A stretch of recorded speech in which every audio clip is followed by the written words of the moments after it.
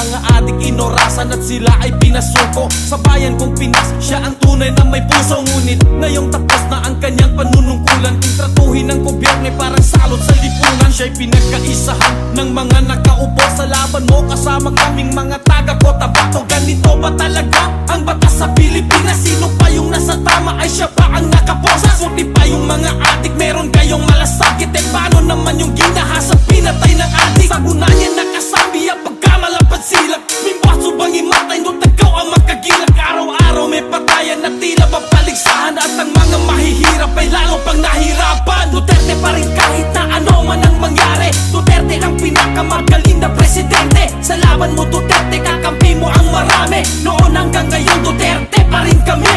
Duterte pa rin kahit na ano man ang mangyari. Duterte ang pinakamagaling na presidente. Sa laban mo Duterte, kakampi mo ang marami. Noon hanggang ngayon Duterte pa rin kami. Pinakamagaling na naging presidente ng Pinas, ngayon ay pinagtutulungan ng kampo ni Satanas. Mga walang ibang hangad kundi sa trono maupo. Para sa posisyon ay handa na makipagbuno.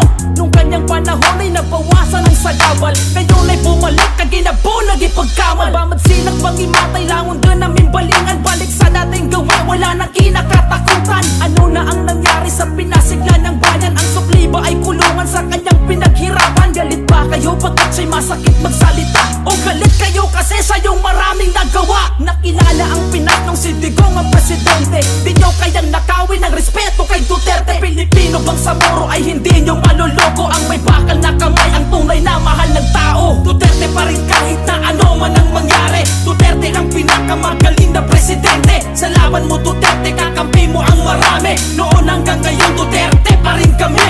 Duterte pa rin kahit na ano man ang mangyari. Duterte ang pinakamagaling na presidente. Sa laban mo Duterte, kakampi mo ang marami. Noon hanggang ngayon Duterte pa rin kami.